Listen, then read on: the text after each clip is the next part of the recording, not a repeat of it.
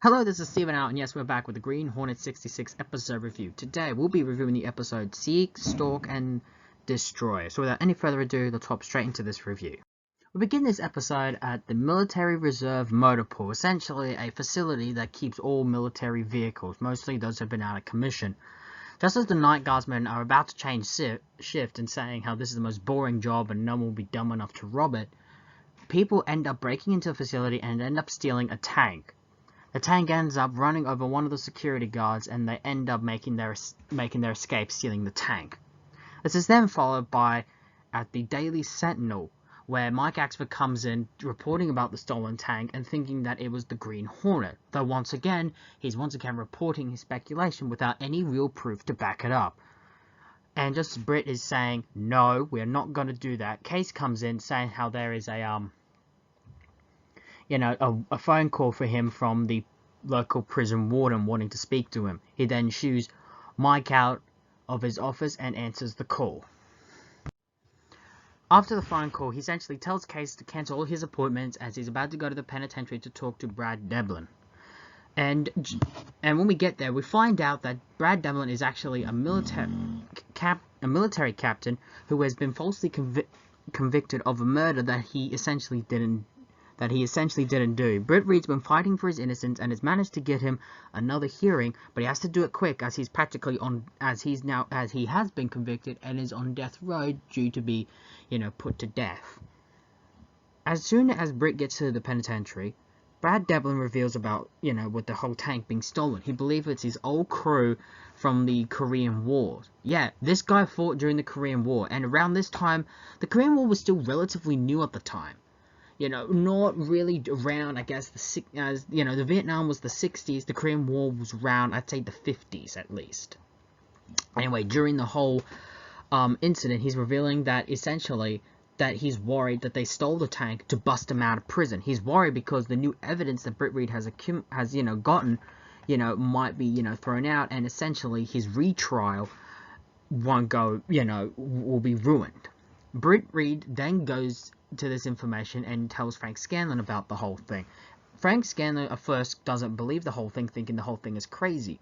But however, once they realize that they all know how to operate and use a tank, they realize that essentially is their best course of action. They end up try to track down all members of the tank crew, with only one, really raising a red flag as they know his whereabouts.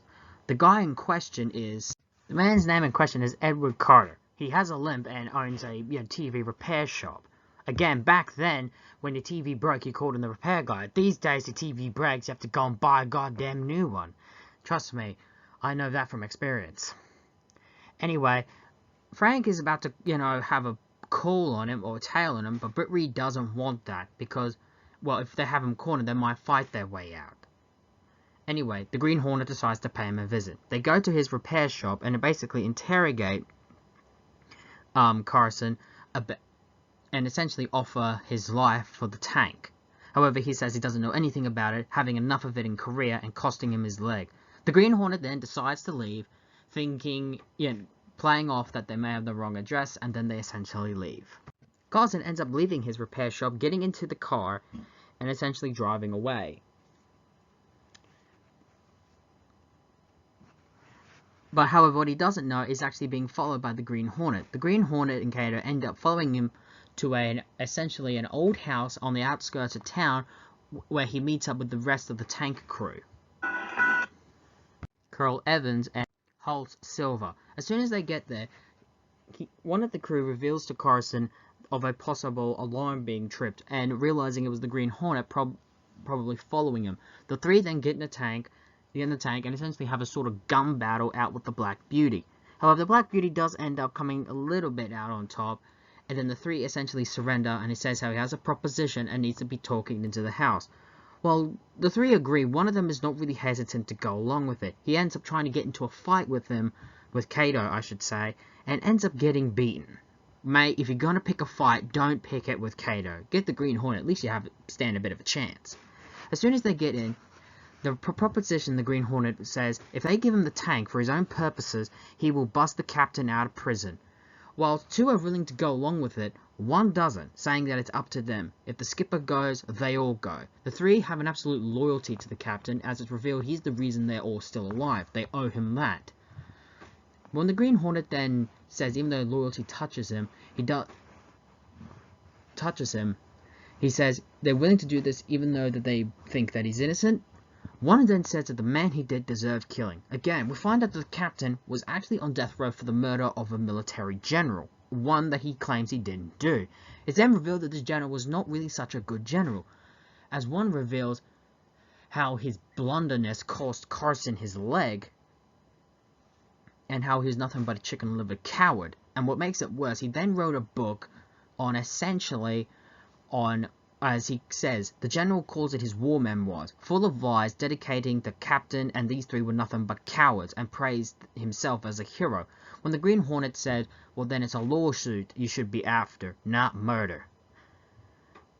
One of them says, well, if the general did deserve to die, but not the captain. Then the Green Hornet says one line that has the three really thinking. Isn't it possible one of yous did?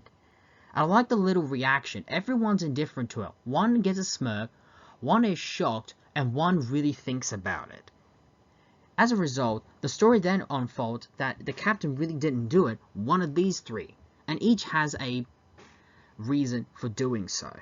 Carson, because of the general's blunderness, injured his leg, got his egg completely injured, a life for a leg.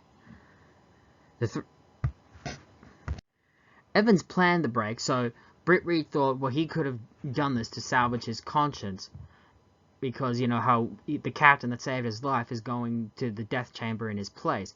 The only person he can't really buy probably doing it was Silver, because there's no real evidence, as this very thin premise, but there is still a premise. Realizing that the way to get the tank back and prevent this from going forward is essentially get Brad Walker out of prison, because he's the only one that could talk these three out of doing it. However, the Green Hornet can't break him out.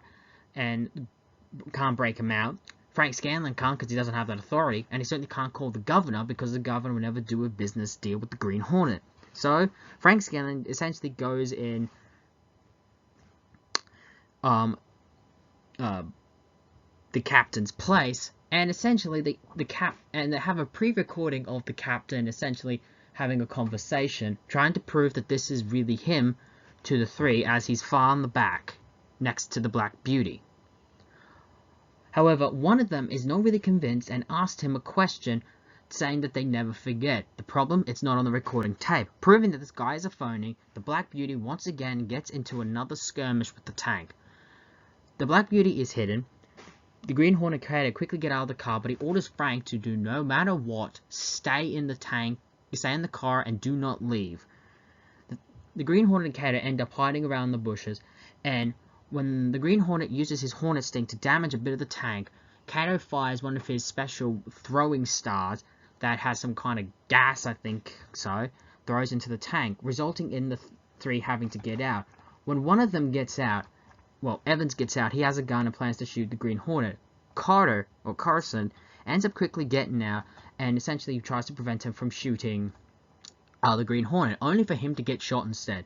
Silver is outraged and tries to help Carter, with Evans in shock, realizing he's killed one of his friends. The Green Hornet Cater come to surround to help Carson, and it's here Carson reveals he was the man who really shot the general, because of the leg injury that he gave him, and because of that book. When they asked for proof, he said there's a gun hidden in his shop, the one that killed the general. That will help, secure the captain's freedom. He's saying, tell him that he should have done it sooner, but he didn't have the guts to do it. And then he dies. It's a really sad ending, as honestly, it's kind of understandable with what he did, and why he went along with it to get the captain out. He became scared, and with him on death's door after getting shot, he realized this was the only way to really salvage his conscience. We end the episode with the captain at a dinner party hosted by the Green Hornet, now him finally out of death row, and plans to have an interview done by Mike Axford about his time there, but he says first he wants to take a long vacation out in the sun before they do it. We also get an epilogue in stating that the tank was returned, and Mike has a suspicion that the Green Hornet stole it. However, Britt rebuffs, saying, "For all we know, the Green Hornet might have saved the tank and returned it." Mike acts but doesn't believe the idea and walks away. There's a little fun little conversation between Britt and Case, how saying, "Oh, if the Green Hornet's life was everything about the Green Hornet was revealed, they would take all the fun out of Mike's life," and Britt read, "So would mine too." We end the episode there. The cast here, first off, I like how the Green Hornet's personally involved, or Britt Reed, I should say, really involved in this case, as one of his friends is pretty much on death row. I also like how Mike Axford plays a bit of a role, especially in the climax of the action almost at the end of the episode. I think Case is kind of coming a little bit, almost window dressing, and not really contributing anything to the episode. Mike Axford's fun as always. I really like how, again, Frank Scanlon is getting more to do. And this is another Frank Scanlon eccentric episode. But I'm really feeling that Kato, played by Bruce Lee, is really just being kind of wasted here. I really just want him to have a more substantial role within the episode. But let's get to the villains. The villains here are Earl Evans, portrayed by Ralph Meeker, Hollis Silver, portrayed by Raymond St. McQueers, probably butchering that name, and Eddie Carter, not Carson as been saying in the review, played by Paul Curra. Now, I really shouldn't really call these guys villains, as they're not really villains. They're really just former military men who are banded together to get their captain and essentially friend out of prison, a man they all respect and idolize. And I like how it's a noble effort. Noble effort to get a friend out of prison. With time running out, this is their only way. They know how to operate a tank, and this seems to be the only way to get him out. I also feel, again, I can't really call them villains. I'll be honest, Carter and Eddie really have, I say, the most personality of the three, with Eddie being this real tough guy, not really trusting the Green Hornet, and Carter almost being the disheveled, weak person, but with Silver honestly being, like, I guess, the least character. But put these three together, they work so well off each other. Again, these guys aren't really criminals. They're the most sympathetic. I can clearly get the impression that these guys were really a one-done. No way these guys would be brought back.